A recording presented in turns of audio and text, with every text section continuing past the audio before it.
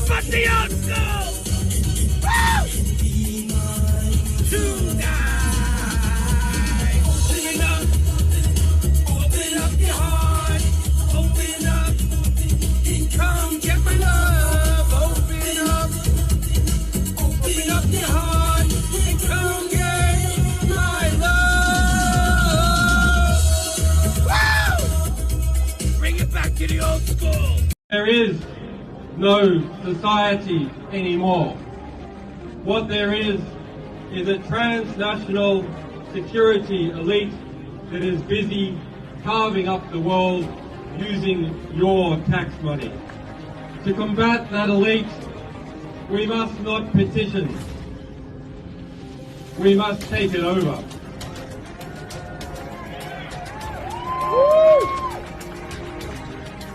We must form our own networks of strength and mutual value, which can challenge those strengths and self-interested values of the warmongers in this country and in others that have formed hand in hand an alliance to take money from the United States, from every NATO country, from Australia, and launder it through Afghanistan, launder it through Iraq, launder it through Somalia, launder it through Yemen, launder it through Pakistan, and wash that money in people's blood.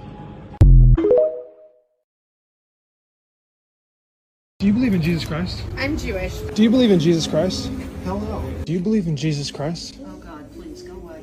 Do you believe in Jesus Christ? Yeah, I'm good. Thanks. Do you believe in Jesus Christ? No, I don't think so, man. Do you believe in Jesus Christ? None of your business. Do you believe in Jesus Christ? I'm all right, boss. Thanks. Do you believe in Jesus Christ? No. Do you believe in Jesus Christ? What I believe is very different from what you believe. Do you believe in I'm Jesus? not into that, buddy. Do you believe in Jesus Christ? Do you believe in Jesus Christ? Not a topic I want to get into. Do you two believe in Jesus Christ? Going around asking people. Do you believe in Jesus Christ? Some people don't want to be asked that question. Do you believe in Jesus Christ? I'm going around asking people. Would you say you believe in Jesus Christ? No. Do you believe in Jesus Christ? Do you believe in Jesus? Sometimes. Sometimes? Yeah. Excuse me. I just have one question. Do you guys believe in Jesus Christ? No. No? Yo, it's amazing. I bet every one of those people that get real indignant when the guy asks, do you believe in Jesus Christ? I bet they have a lot of opinions, too, that they like to ram down people's throats. You know what I mean? They make it seem like, oh, you're just being intrusive. You know, these are the most intrusive people there are because they just have a different religion. You see, it's not that like, you know, they're mad because the guy's asking them if they believe in Jesus. But the fact is that when it comes to their gods, like Barack Obama, like the Democrat Party and all that nonsense, I'm pretty sure they're very, you know, they love to proselytize, too. Joe Rossinello, what's happening on this Palm Sunday? Well, we begin with Brooklyn's own. You see the Sicilian tattoos on his arm. He has the three-legged woman. The three-legged woman, which, yes. Listen, I've seen it all as an Italian-American. I've never seen the three-legged woman. Well, I think that's a classic. That dude, I sometimes follow him. He makes me laugh. So you always try to begin the show with a little laugh. Julian Assange went to prison for speaking the truth. Prison, dude. He spent in real jail. So, I mean, that should tell people something.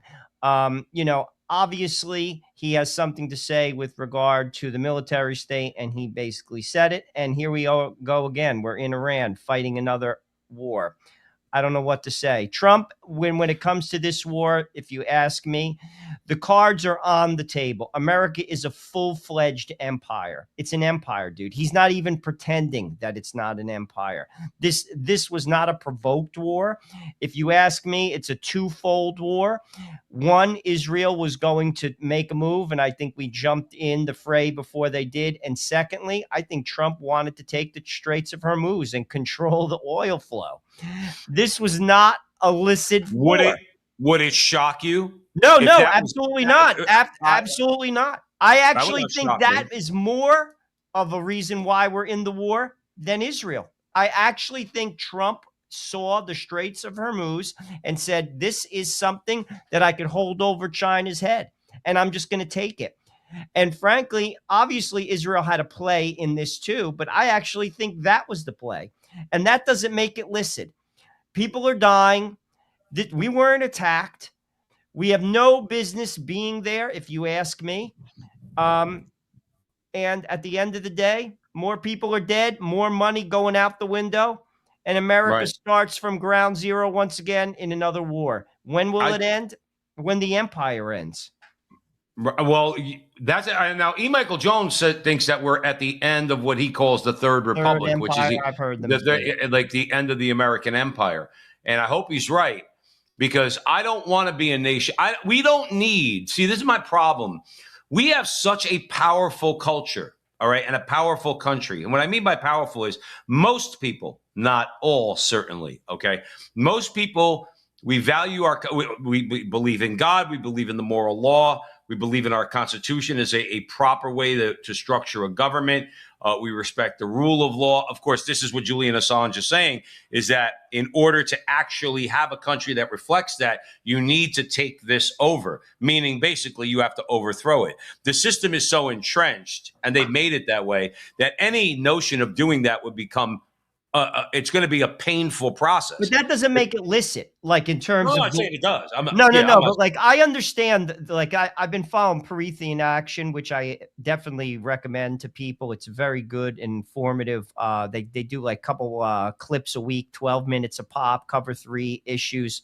Really good, like pieces that they put out, smart ladies. They're talking about particularly the city of London, how basically London controls the prices of oil, and also the Lloyds of London through insurance basically has the world by the neck when it comes to oil, controlling those straits. And basically Trump turned that upside down. That's their premise. Now, that could be true. I'm not going to pretend like it's not true, or it may not be true. It's well thought out, the theory. Trump is a smart guy. If that is the case, that still doesn't make it licit, because you're killing people. You're killing people. We weren't attacked. We weren't provoked. And if it was Israel's deal, meaning Israel was going to make a move and we jumped in, and that's what Marco Rubio said, that's very possible too. Right. When are we going to stop with that relationship? I'm not talking about being anti-Semitic. I have every right to criticize Israel from a political position, just like I could criticize Spain or Portugal or any country for that matter. When are we going to make a decision that's only about us? Only about us. Like, why did we go to Iraq? Why? Why did we go to Syria? Why? Cost lives. You know, Syria, probably about 500,000 people are dead as a result of that. And basically a terrorist is the president of the country now. We overthrew that country. Iraq, Right. What did we get out of that other than debt? And the region's in chaos. Now we're in Iran. If it is about the Straits of Hormuz to control it from an economic perspective, even if Trump is successful and that was the driving reason behind it, that doesn't make the war licit. Right. And if it was Israel that pushed us, and that probably had a secondary cause, I do think, meaning they were going to make a move, and we have interests, obviously, in the region. So we tried to basically, make it like a less of an onerous situation. When are we going to take control of that situation and basically tell Israel, listen, we're your friend. When we have interests that we share on a mutual plane, we're all about helping you. But obviously, this has to end. This lobby has to end. All the super PAC money has to end on every front. That definitely has something to do with what's going on here. Anyone who doesn't think that is naive. And that's been going on for way too long. Way too long, Joe. And to be truthful with you, to criticize that, if you ask me, is not being anti-Semitic. That is criticizing any type of lobbying. That was the hole in our country. in the Constitution. It was the loophole that ultimately brought us to this point, not just with Israel, with all of it, with the military industrial complex, with the NRA, with the NEA, with the teachers union, with the Teamsters. Union graft, because that's what lobbying is. It's graft. It's giving money to the government for purposes which basically say not all of us are equal under the law. Our votes are not equal. And the Well, we're going to get into that today with the SAVE Act. But go ahead. But that should never have been allowed. And that's what took our country down. And that's why the SAVE Act isn't being passed. And we're going to talk about that later. Because 83% of America wants it. 83%. Overwhelmingly, African Americans want it. Hispanics want it. Democrats want it. Right. And the Senate seems to not do anything about it They because don't. of the lobbies. I And think we're going to get into all that. I do want to mention one thing though. I might actually know that Italian guy in that first clip. Who is he again? oh, dude, he's from like Long Island. He's originally from Brooklyn. He's like, Because he looks like somebody who I was driving in a car with, who is exactly like that. The thing is, I was in the driver's seat. I've known a lot of my. It's funny at before mass today, I said to my son, I went because once in a while I nudge him and I say, "How you doing?" Right? I say it like that, and my son looks at me. He goes, "How you doing, Pop? I'm doing okay." And I said to him, I said, "You do realize that Papa used to talk like that all the time, because that's all I hung around with. That was guys, and I grew up that way. Say, hey, how you doing?" So I can't. I love that guy with the cigar. He's driving a nice car. He's got the cross on his chest. He's got tattoos all over the place. I swear I know that guy from somewhere. no, but he, if I he don't, has like a I pretty was big. definitely in the. He has a big What? following. That guy's hysterical. I do want to say this about Julian Assange.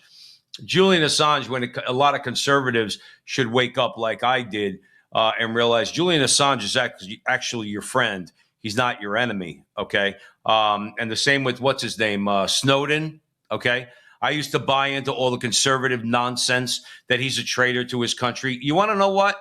To be a traitor to this CIA that has been running roughshod over the world, using our tax money, American military, to enforce the will of the oligarchs throughout the world since the end of World War II. Michael Jones points this out all the time. You know what? That's not my country. I'm not being disloyal when I say that. I don't want the CIA to have that kind of power. And on another front, this is one of the problems with the New World Order, with what they want to impose. I shouldn't give a damn what goes on between Israel and Iran.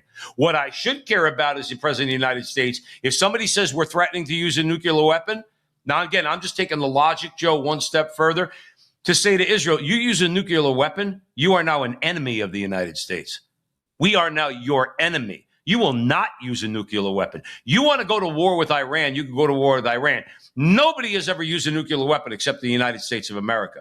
And that's a different conversation. Well, that was the mistake, to be honest with you. That was the mistake of the United States. We permitted that. LBJ permitted that. And also, Tucker just had an interesting interview with a gentleman who opposes Bibi in Israel. I can't think of his name off the top, but he did it. He was an interim president of Israel and a member of the Knesset. Yes, he's correct. not a lightweight guy. No. And he's an intellectual book, like big time. He calls for Israel to get rid of the nuclear weapon.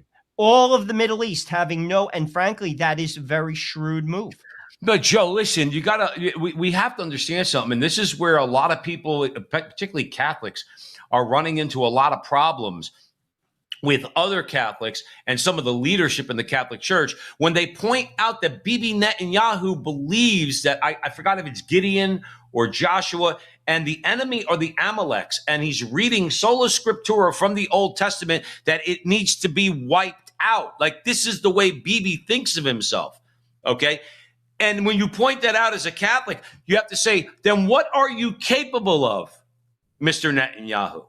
What are you? Or does that mean that if that's your mission, God's mission, by the way, for you is to wipe out Amalek, does that mean you have the right to use nuclear weapons? I mean, these are questions, so I don't have an answer to. No, well, it's funny. I've heard that as well, and do I think that they would potentially use a nuclear weapon? I absolutely do. So do I. Absolutely do. So do I. And to your point, the United States should not permit that. And this is I want to bring this up. An Israeli who disagrees with Bibi Netanyahu's politics, and frankly, he was a very clear-headed individual. I listened to the interview, and I agree with him that there should be no nuclear weapons in that region. And this sets a dangerous precedent, because I will tell you this. The reason why Iran got bombed is because they don't have a nuclear weapon. If they had one, this would not have happened. Right. And I will tell you this. If I was an Iranian, after this just happened, I would absolutely push for that. That's just me. Because that's why North Korea is not attacked, because they have a nuclear weapon. That's what this precedent shows. That's what it shows. And I'll be honest with you, this is dangerous. And if, again, all speculation, a lot of conversations going on. If it was about taking over the Straits of Hormuz, Trump just spoke at a public forum a couple of days ago. He called it the Straits of Trump. Which I think. See, this is where he goes too far. Right. Absolutely inappropriate to say. If it was about that, if it was about controlling the choke point for oil, we're full on empire, not even hiding it anymore, not even pretending anymore. And ultimately the empire will fall. Well, this can't sustain itself. It really can't. On a financial level, on a moral level, none of this expansionism. I mean, look, what was the downfall? And then we're going to get into the show, everybody here at the front line with Joe and Joe. We got Mike Lee and the SAVE Act, a couple of clips from the Supreme Court, black conservatives, which are really persona non grata, amongst of all people, white liberals. They don't like black conservatives, and they probably use words that they tell us we're not supposed to use to describe those people. Tucker Carlson, we're going to talk a little bit about him. We're going to go to Canada and talk about Bill C-9. That really should have you quaking in your boots. But that's the thing, Joe Resinello, is that when you play that clip from Julian Assange and he's talking about, we have to overthrow this system. Number one, I do believe that that's possible. The only problem is I believe it's so difficult because they've set a system in place that is so entrenched that anything you do to change this system, okay, is going to cause a lot of pain and suffering on the part of a lot of people. Now, here's the thing, though. You do say, all right, but if you want real change, if you want to transform society into something that's going to not be what it is right now, meaning American society, well, guess what? No good thing is going to come about without a little pain and suffering. So I just wanted to throw that out there. Anyway, you're with us at the front line with Joe and Joe. We got a lot of our friends in the chat room. We got a decent group going. So let's go, Joe, to something that's going to give me a lot of agita to play. But let's watch these clips, and we'll come back and we'll talk about the SAVE Act. If everyone is family, no one is family. If everything is urgent, nothing is urgent. If everyone is given the benefit of citizenship by allowing them to vote, then citizenship means nothing. That is the core message that I wish our Democrat colleagues would accept, and I am confident they will ultimately accept as we continue to make this argument, because we're not going away. I'm not going away. I will be back on this floor, in this chamber, day after day, week after week, month after month, as long as it takes. I'm not giving up. Not a chance in hell am I giving up on this, because this is about the American dream itself. This is about the fact that when you allow non-citizens to vote, you are robbing something from the American people, from each individual American citizen, something which is distinctively, rightfully theirs. You cannot take that away. You are taking it away when you allow somebody else to cast a vote that will cancel out yours. That, Mr. President, is unfair. It is unacceptable. It is un-American. It is illegal. We must not tolerate it, and we will not. Hey, everybody. Tim Burchett. I'm here in the Capitol Rotunda, and I'm a little ticked off. I'm ticked off at the Senate leadership, how them and the Democrats have decided to thwart the agenda of our president, going home for 2 weeks, not addressing the Save America Act, which is of the utmost importance. We need to get that in. The House has a bill to fund DHS. course, we'll secure the border and pay our TSA agents and fund the men and women who work to protect American citizens. And the Democrats and the Senate leadership have, it's clear that they just want to derail the Trump agenda, and that's all they're up to. And until we get back here and get back to work, that's not going to change. And it's pretty pathetic to go home at 2 o'clock in the morning, or vote at 2 o'clock in the morning, and kind of leave, well, not kind of, but really do leave the taxpayers high and dry of this great country. And I don't blame the rank and file members. They have no say-so in it. This is clearly a deal that's cut. Our Speaker of the House didn't even know. They didn't have the courtesy of making a phone call over there. So it's clear that they don't want us in the majority. They want the status quo to continue. They apparently want to open the borders and continue not funding our TSA, because that's the way their votes have shown. So we'll keep fighting. We're still here. Thank y'all for sending me here.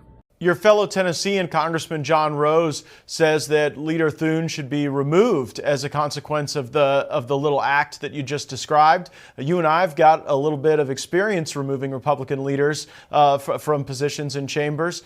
Do you think that John Rose is right? I've said that for quite some time now, Matt. I think that it's time to start moving on with these guys. They're not going to do what they said they're going to do. We got the majority over there. They ought to act like it. You've got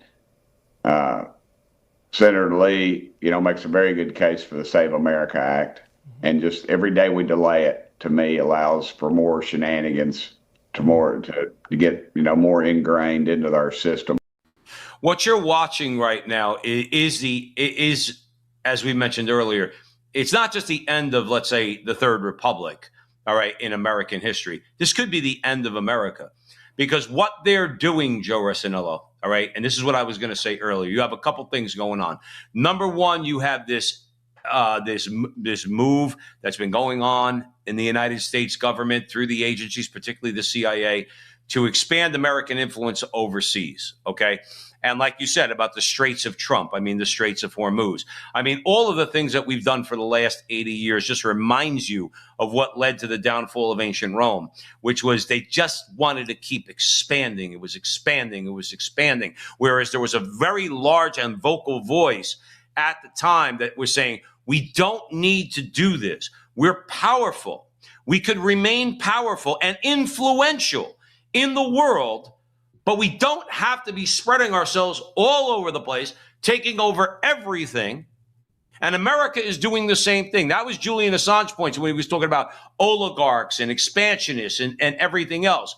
And what they do in the country, okay, is they continually thwart the will of the American people while proposing those things moving outward into the world. Inwardly, they make sure they entrench their own power so that they're never out of office, so that they can achieve one while at the same time not being held accountable by the American people.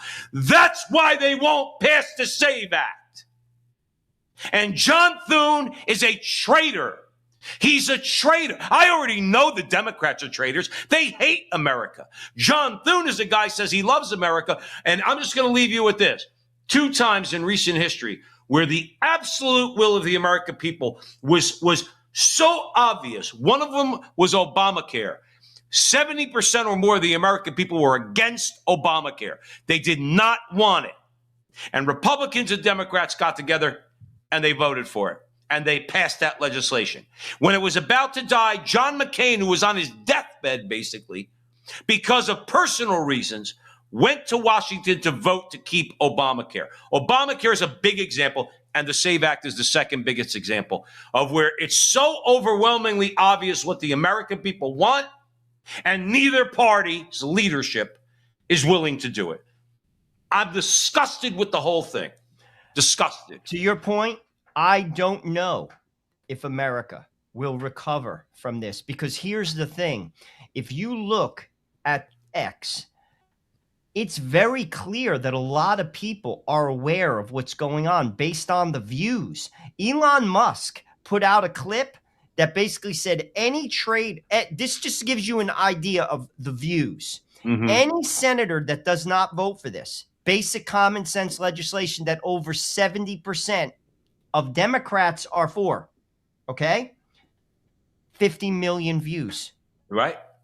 And that's just one clip. So how do you recover from this? The reason why Mike Lee, who I definitely respect and he's trying very hard, wants the Democrats to basically argue it because they don't have an argument. They don't. Well, They they don't no have an argument. argument. It's ridiculous. And the very fact that 83% together of Republicans and Democrats and everyone in between want this, and John Thune cannot get the votes. Now, listen, whatever you think of John Thune, I happen to think he's definitely not on our side. Let's put it that way. I didn't like his pick in the beginning. Charlie Kirk said basically, and you could look this up historically, we'll give him a shot, but then if he basically does not come through, he's got to go. Yeah. That's a See ya. Charlie Kirk, just, Mhm. you know, a voice of sanity, in my opinion, out there. John Thune did not get the job done. When you don't get the job done, however he's got to go. And Gotta go. and Burchard is calling for his head. All they need is 5 senators, and he could be basically thrown out. He should be thrown out. This should have been a layup, and he didn't do it. Here's the other sick part. To basically, Does it get thicker? Does it actually get? Oh, it Go ahead. does, because they can't eradicate. People are saying, Trump's basically saying, get rid of the filibuster. You need 50 votes. They don't have 50 votes. They don't have the votes, even if they wanted to eradicate the filibuster. That's, as Trump said, you're a leader. It's time to be a leader. You have to rally the cats. You have to basically herd the cats. He failed. He's got to go. You see, that's the message that has to come from this, that shows that 83% of America wanted this, and you couldn't get it over the finish line. You just lost your job. That's accountability. But how does America recover from this? How does anyone take the country seriously? As basically Mike Lee said, what does citizenship mean then? It doesn't mean anything. It means nothing. Nothing. They can't define. Like, I always thought intuitively, okay, even when I wasn't necessarily, politically minded, it means something. Like when I was younger, it means something to be an American. It has to mean something. Doesn't it mean something to be an Italian? Doesn't it mean something to be an Englishman? Doesn't it mean something to be a Frenchman? Citizenship of a country means something. It does mean that you have more privileges and rights under our Constitution than someone who is here who is not a citizen. And one of those things that you can't do if you're not a citizen is you don't vote. You don't vote. You don't get the right to vote simply because, well, you pay taxes. Who gives a shit if you pay taxes? You're still not a citizen. You could avail yourself of certain services because of the taxes you pay, but you're still not a citizen. You don't get that right until the right to vote until you're a citizen. And again, this goes back to our opening clip of Julian Assange. If you want to change it, you're going to have to take it over, and it's going to be painful. It's going to be this is how all revolutions have gone. Our revolution, we're a lot of very wealthy men, by the way. I like to break it to all the lefties out there. A lot of white, wealthy Christian men went to their graves, dead, killed by the English because they wanted to change. They wanted to break away from King George. Well, guess what? If I need to break away from the Democrat Party, if I need to break away from the system that they put in place, I might have to. American citizens have to say to themselves, we might need a revolution, in which case I'm going to die or I may die. But guess what? We don't seem to be doing it, Joe. We don't seem to be doing it on a peaceful, democratic, constitutional level. At some point, people are going to get fed up. We're going to play a clip later where Tucker Carlson's talking to Sean Ryan. All right, and it's kind of scary when we get to that. But Joe, I'll give you the final word on the SAVE Act and Mike Lee. Ultimately, like I said, I think this says a lot, and it's no longer behind the veil of the mainstream media. The only people who listen to mainstream media, frankly, are older people. No one listens to that news. Just Right. look at the numbers. You don't have to take my word for it. Look at the numbers. People get their news through X, through podcasts, through experts on podcasts. No one's looking at the mainstream news. So it's behind the veil. Someone put something interesting. Antonella put something interesting. They know that we know and they don't care. In many respects, she's right. She's spot on. Because She's spot here's the on. deal. It's brazen now. It's just like Trump going into this war. This was an unprovoked war. It's all in your face. You see, this is again where people talk about our vote. The people have a say. We don't. We don't. That is a farce. It's a farce. And here's the thing. It really almost doesn't matter who the president is. Elon Musk sent something out recently talking about the deficit. I invite people to go check out this graph, and it shows how the deficit has grown based upon Republican, Democrat, from 2000 to 2026, how exponentially it has grown. And it grows with each Republican, Democrat. Doesn't matter who it is. The That's big, right. beautiful bill, it wouldn't have mattered who the president was. It's the same budget. And all you get with the president is some executive orders, which throw red meat to the masses who voted for him. And the second that the president's out of office, they get wiped away, and other executive orders. So ultimately, foreign policy, the endless wars, the military-industrial complex, and the budget, no matter who the president is exactly the same. Right. It is. So ultimately, your vote means nothing. But then here's why I get mad at like the so-called MAGA people. Okay. They get mad when you criticize Donald Trump. Dude, the guy's letting you down. I know that you get on your knees and you genuflect to him. I know that you've set him up as a god. I get it. I get your sycophantic idolatry of Donald Trump. I voted for Trump 3 times, and I could damn well criticize that guy. You want to know why? Because he has not followed through. He has proven that he never had the stones to actually go against the deep swamp, the deep state.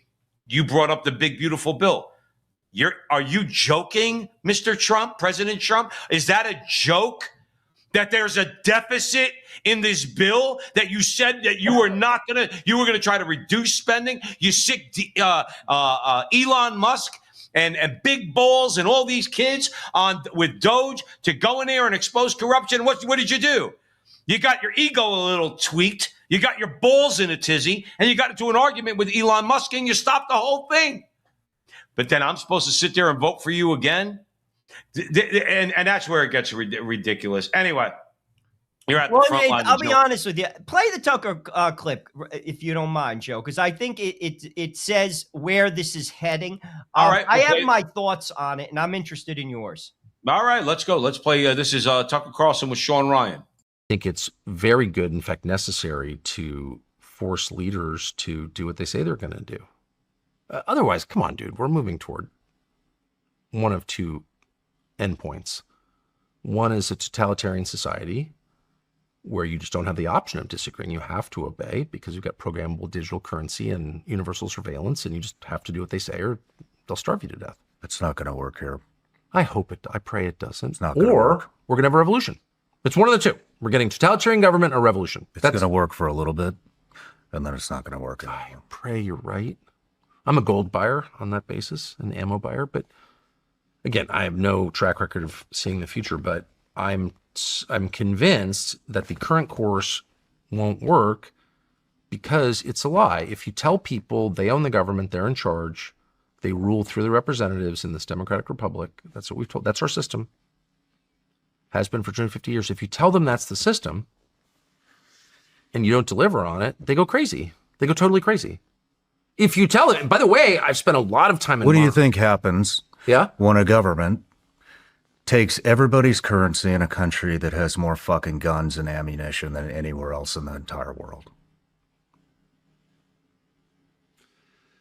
I mean, as I've said a million times, it works for a little bit. And then when the desperation kicks in, that shit doesn't fucking work. Well, so that's exactly, we're saying the same thing. We're moving toward totalitarianism or revolution, violent revolution. By the way, if you tell people they can't say what they think and their vote doesn't matter, how many options have you left for them? Just one. Violence. Very fucking many. That's right. So don't do that. Don't do that. It's much better to give a little. And you do this with your kids, especially when they become teenagers. You reach a point where it's like, you can smell the defiance on them. How do I handle this? Just punch them in the face? Cut them off? Starve them out? No. You listen. You make it clear that you're in charge. You'll be deciding. But you take their position into consideration because you have to, because they're becoming adults. You have to be a little flexible. No, you can't smoke weed at the breakfast table. Like, there's some things you will never accept. But you can't ignore every single signal you're getting from your children. Well, your population's very similar. I'm getting really angry right now. Why? I think we should go. I think we should go out back and blow some shit. Sorry. Break. See, I got to admit, the more I watch Sean Ryan, the more I love that guy. I like him too. I think he's an honest man. He's an honest broker. That's what he's an honest actor. And when he asks questions like that, and I'm sorry, I'm tired of people attacking Tucker Carlson too. And yeah, it's mostly like the politically correct crowd who doesn't like the fact that Tucker Carlson promotes inconvenient truths. But here's the thing. Sean Ryan made a good point. What do you do when you try to centralize a currency? Knowing that the people that the people of your country are going to say, no, we don't want that. And they own more guns than any country in the world. Now, I always think about your point that you've said at the front line with Joe and Joe for a very, very, very long time, which was they'll turn inward. The government will turn inward and they will wipe you the F out. Okay, you might have an AK-40 or AR-15. You might have 50 guns in your house with a lot of ammunition. But the fact is that there's going to be a lot of dead Americans because if Julian Assange is right, and we talked about that from the first clip. Okay, these oligarchs and everything, they're going to do everything they can. Do you think the Constitution, Joe, is going to stand in their way? Dude, it's nothing but parchment. It's just paper. It means nothing. The Constitution means nothing and has meant nothing for a very long time, except when it comes to some good Supreme Court justices. And we'll get to that in a little bit at the front line with Joe and Joe. Joe, they'll turn around and they will wipe you out, me out, our families. And it doesn't matter how many guns I have in my house.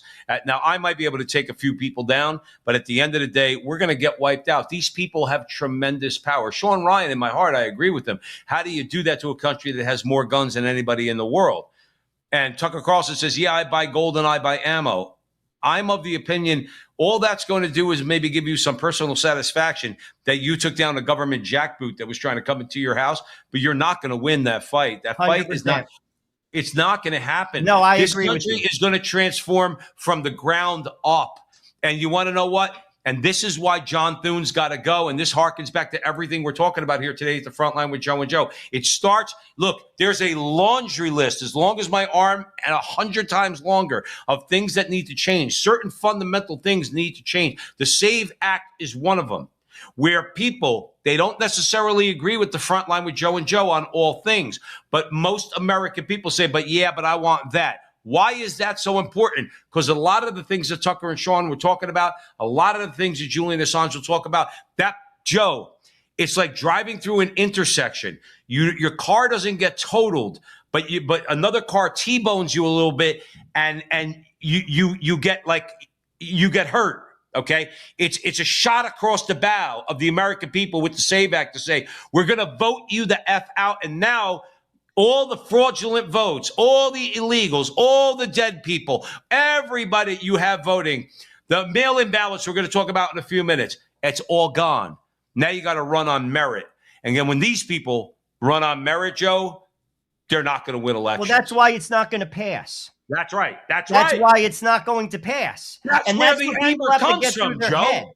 And what Tucker said is true. It's one of two options, but here's the deal. The revolution is not going to happen. Larry Fink showed some cards at the last, World Economic Forum. He basically said, because it's true, that the Green New Scam didn't work. Wokeism didn't work. He actually said that. But then he says this: we must move forward at an accelerated rate to get digital currency. Right. Why? Because Control. of what he just talked about, Tucker and Sean. He sees what's going on. And he knows that is how you control the population. And That's here's right. the sad part, Joe Pasillo. People will vote for it. Of course they will. They will vote for it and put the noose around their own neck. That is the sickest part of it. And then it's over. Because all they have to do, it's like a corporation. I work in corporate America. Notice there's never violent upheaval in a corporate bank or in, say, big pharma or in, say, big ag. Basically, how that works is this. We pay you a salary, and they know that you have bills. Don't be fooled that just because people make a lot of money means that they're financially okay. Many of those people have tremendous mortgages on numerous homes. Their wives spend ridiculous amounts of money, and that's what makes their marriage work, is the money that their wives spend. Don't think that that's not real. So I what believe happens? that's completely you real. come in my office and I'm your boss and I say, you're going to do this and you have to work 75 hours a week for the next billion years. Guess what you're going to do? You're gonna going work. to do it. Because if you don't, I'm going to take away your money. And there's no arguments. There's no swearing. I smile at you. You smile at me back and you leave my office and you do everything I asked you to do. And that's how corporate America works. Well, it's the same idea with digital currency. You will do what I say because I will delete your bank account and you will starve. And by the way, I know you have those guns because you have to register them. So I'm going to ask you politely to turn them in. And if you don't, I will delete your bank account and you will starve. And if you shoot your guns, I will send in troops to kill you. And then those people who watch that happen time and time again will turn in their guns. The digital currency is the checkmate. It's over. We're North Korea. The party ends. The show ends. The church goes underground. All of it stops. Yep. And that is where they're headed. Larry Fink is telling you at the World Economic Forum. And what Tucker is saying, those are your only two options. It's one or the other, but the revolution doesn't work. It's like bringing a pea shooter into like a fight with Mike Tyson. The United States could send a missile into my house and hit me in the head with it. It's so advanced. Right. You're going to go out and get into a gunfight with the United States Army. This ain't 1861. No, you're not going to go into a field. On a battlefield. That's what I'm saying. The Civil War, most of it, the guns, they had 3 shots. It was a fist fight with knives. But then let me ask you a question. When it comes to, let's keep it with the Republicans for a second, okay? I live in a Republican district, okay, here in Arizona. David Schweikert is our Congress. He's not a bad guy, but he's part of that system, okay? Of course he is. He wouldn't be there if he wasn't. Right. But when do the people – now, who do you blame is my point, Joe Rossinello, and then we're going to move on. But who do you blame? Okay, I blame the people that are sycophantic in the way they view their own party. No, your party's got a lot of bad actors in it. Our party, now I think you registered as an independent. I believe coming to Arizona, I registered as an independent. I don't want to be a part of a party. I'm going to vote more along the lines of Republican. But the thing is, they take us all for granted. They just come in and grab our vote, and we don't do anything about it. Joe, I've been to a local political meeting. They're bullshit. I'm sorry. They're bullshit. All right. There's nothing new being said. There's no talk like Joe and Joe are having. I asked somebody at one of these political meetings about something that I knew was going to be uncomfortable for them. They were like, you know what? I got to go and talk to this person. But listen, love your support. And they walked away from me. They didn't want to answer my question. There's a lot of people, Joe, that supposedly are our allies. And that's where the problem lies, because they have their own entrenched interests too. They're bought and paid for too. So and none of it changes until from the ground up. See, 100%. Not a revolution. 100%. Not a That's revolution. The only way it works. The revolution's not going to work because weapons are not what they were a long time ago. The federal government, like you said, they'll drop a bunker buster in my neighborhood and kill 10,000 people and not think twice about it. How the hell is your rifle that you have in your cabin, how is that going to defend you and your family? No, that's ridiculous. That is a pipe dream. Ultimately, you're 100% like spot on. It's the ground up. How do we do this? We have to take back the institutions slowly as they took the institutions, slowly take them all back.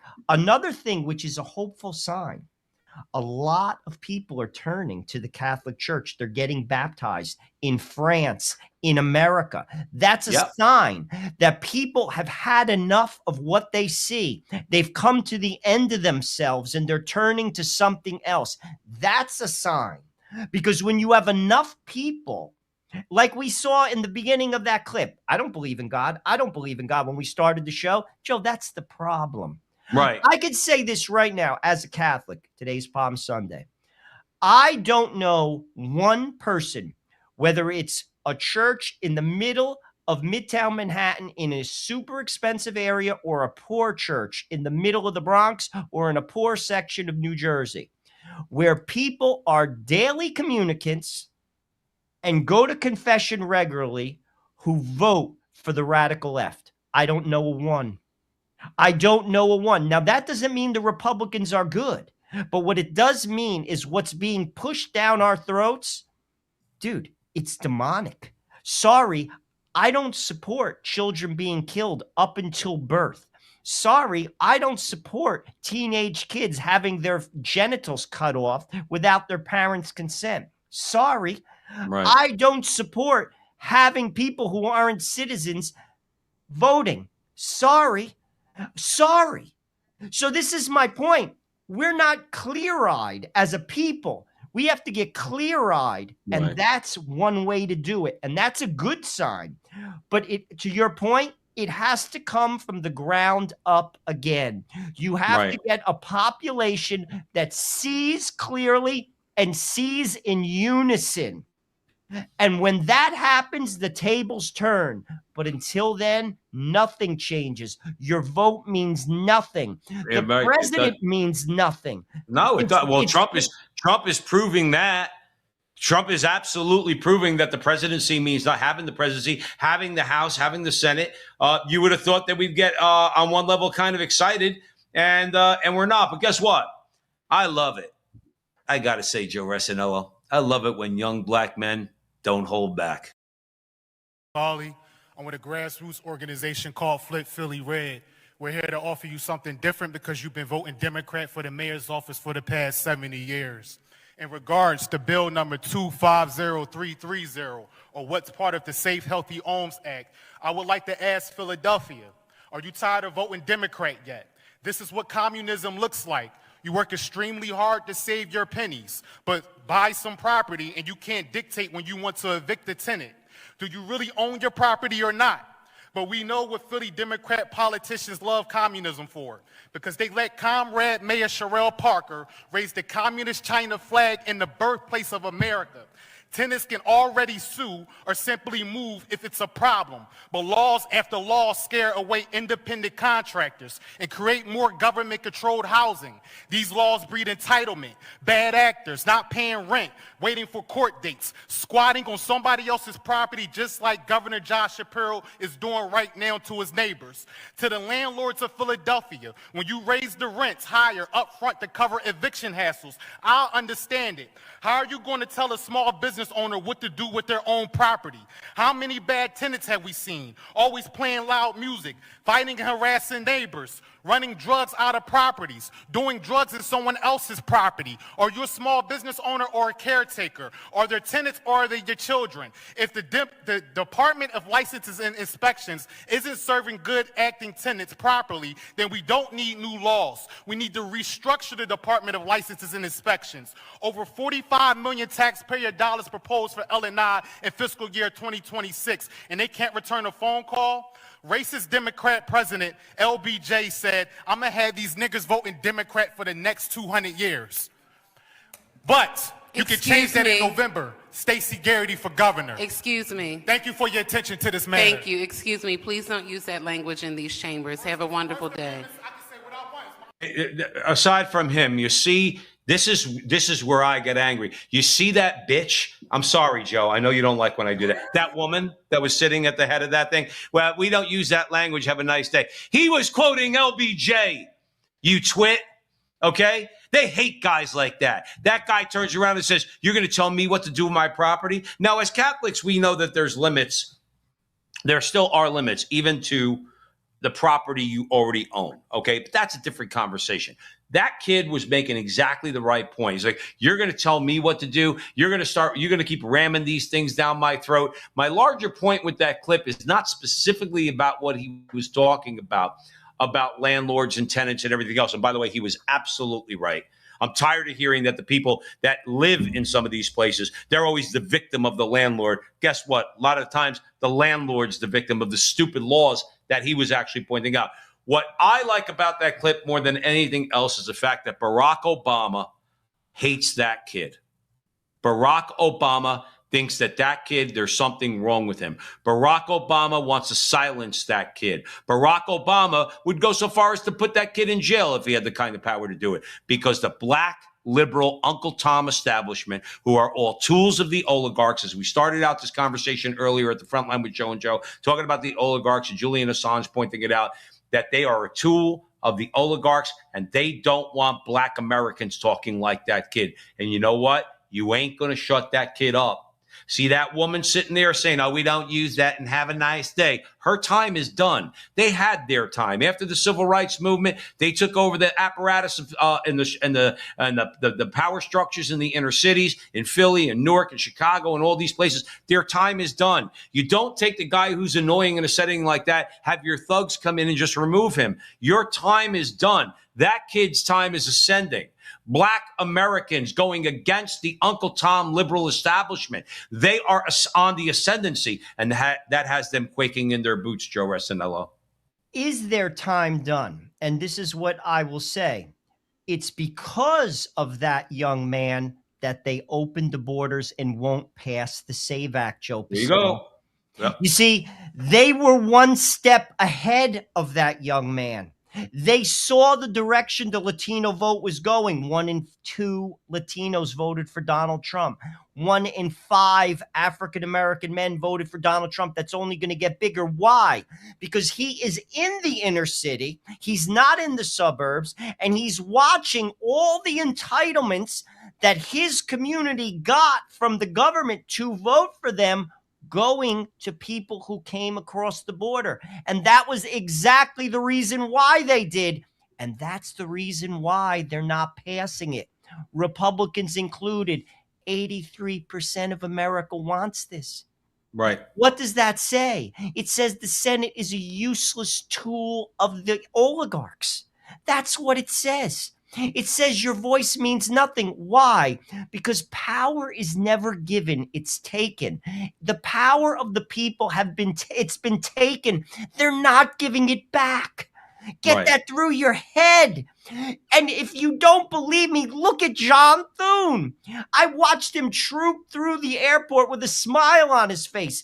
He has the nerve to take 2 weeks off. 2 weeks off. Right.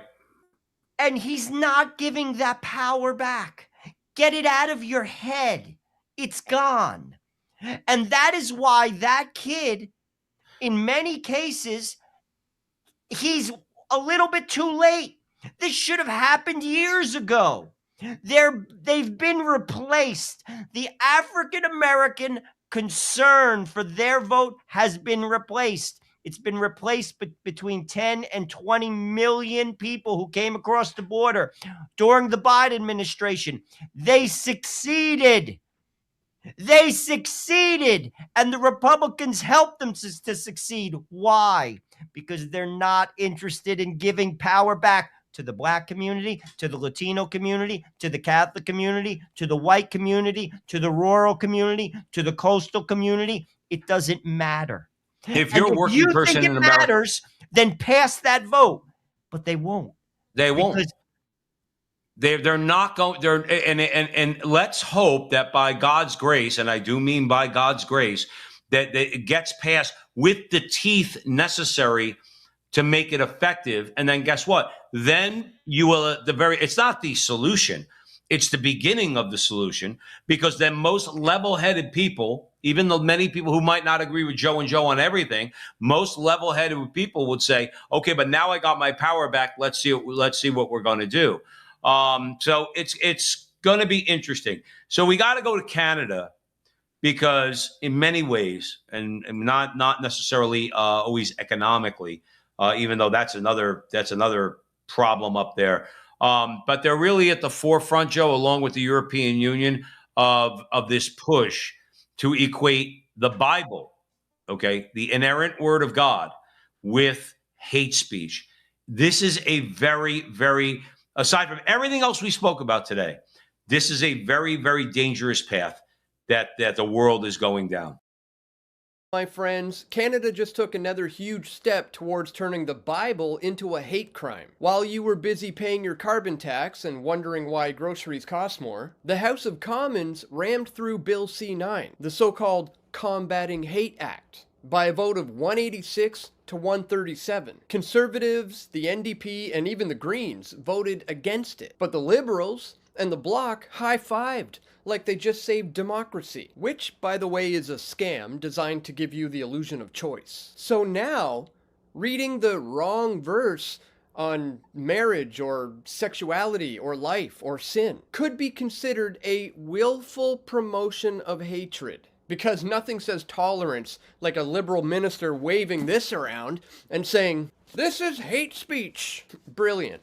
Truly elite level logic. So, what does this thing really do? Well, it expands the definition of hate in the criminal code, and it rips out the religious exemption that used to shield sincere believers. So now, quoting the Bible, those dangerous parts about life or marriage or sexuality, could get you dragged in front of an ideologically driven judge, all because little Timmy's feelings got bruised. How progressive. This is the same government that forced pro-abortion loyalty tests, expanded euthanasia towards 100,000 deaths, attacked conversion therapy conversations between a pastor and someone seeking help, and watched over 120 churches get burned or vandalized without barely giving a shrug, all because of the residential school hysteria. And then they responded by talking about Islamophobia instead. Now, they're tightening the noose on Christianity even further. Religious freedom in Canada was already hanging by a thread, but Bill C-9 cuts it. Ideologically driven cops and activist judges just got a blank check to go after your faith. And the next stop is the Trudeau-appointed Senate, packed with the same anti-Christian ideologues who are ready to rubber stamp this disaster. My friends, this isn't combating hate. This is criminalizing truth. And this isn't a slippery slope anymore. This is the noose tightening around the throats of every believing Christian in Canada. I'm going to throw it right to you. I don't see how people can't. Somebody mentioned in the chat room earlier, we need to read the book of Revelation. I wish people would read the book of Revelation. I think when we're done with Joe and Joe, I got a couple hours to chill. I think I'm going to go bust out the Bible. I'm going to go read the book of Revelation. You want to know what? We got to be reminded. Is that, I used to read the book of Revelation, Joe. I used to think in my mind, well, how could people be so fooled? How wouldn't they recognize the false prophet? How wouldn't they recognize the Antichrist? How wouldn't they recognize this? How are they falling in line? I don't know, Joe. In our lifetimes, we've seen how people have fallen in line with the most ridiculous things. How about this ridiculous? You're going to put a father or a mother in jail because they're teaching their son or daughter that marriage is between one man and one woman. And why? Because it's in the Bible. That's why. And then we wonder, we say to ourselves, can people really be that duped? And that's why I brought up Revelation. You know what? Yes, of course they can. People, this is what people believe. This is what the secular humanists believe. And frankly, a large percentage of the people in Canada believe that. They have no problem with that. A large percentage of the people in America believe that too, Joe Pasillo, and have no problem with that. And if you ask me, it's a matter of time before hate speech moves in the same direction as it just did in Canada. In America, This is our future. We're looking at our future. And when they have the digital currency in place, again, it doesn't have to be a conversation. It doesn't have to be a yelling match. It doesn't have to be cursing. It doesn't even have to be arresting. If they see that you spend money in a certain way that doesn't comport with the thinking of the machine, they just cut you off. That's it. And you're done. And this is how they control the masses. This is how China controls the masses with the social credit score, and they're moving in that direction. They are putting all the cards in place. They're doing it, and they're doing it in plain sight. And people are going along with it. Now, many people have no problem with that, Joe Pasillo. Oh, right. That's Many the issue. people, I got news for you. If I was put in jail because me and my wife are practicing Catholics and believe what the Catholic Church teaches and do our best to follow it. We have 5 children. We don't contracept. We're pro-life. We believe in traditional marriage, the whole deal. If there are many people in America who find my very being to be disgusting, they would call me a barbarian based upon what I just said right there. Many people, and would have no problem if I was arrested and think I was a hate monger because I believed in traditional marriage, because I believed that a woman should have a child, and frankly, sex should be maintained in the marriage covenant. Oh my God, he's insane. No, I'm not insane. I'm Catholic, and many people have a problem with that. And in Canada, now the government has made it legal to have a problem with someone like me. It's legal to go after someone like me in Canada, and that's coming to America.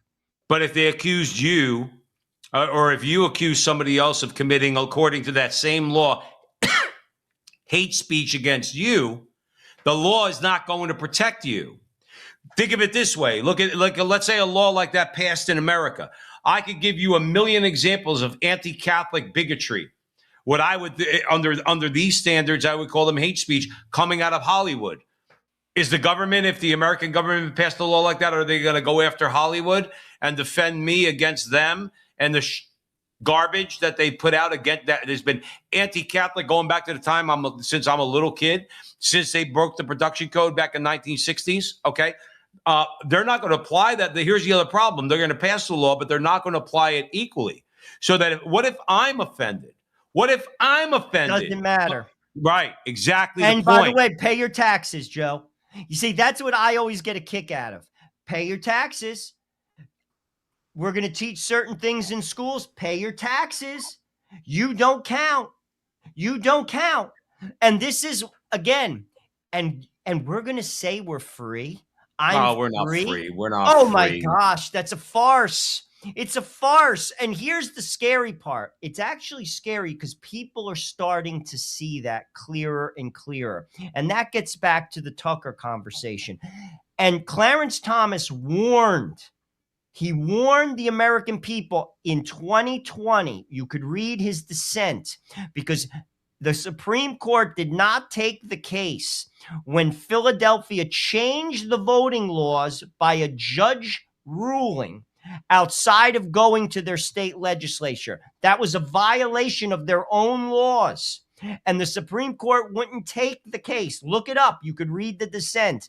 Clarence Thomas said, we are headed down a dangerous road because people are not going to believe in the elections.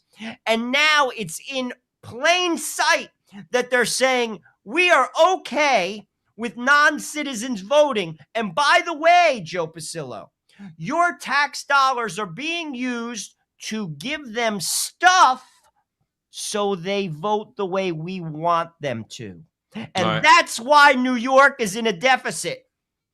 And that is the straight up and down truth. And if you don't take my word for it, Eric Adams will tell you that. And he's a Democrat. This is the reality of what's going on in plain sight right now in America. Well, the reality of the situation, and then we're going to call it a day, Joe Resinello, on this Sunday afternoon at the front line with Joe and Joe. The reality of the situation is that we need to, again, all the changes that need to take place, obviously, are going to take place over time. But we need to prioritize the changes that need to be made right now in the moment. The first thing that's got to get done has got to be the SAVE Act. Has got to be the SAVE Act.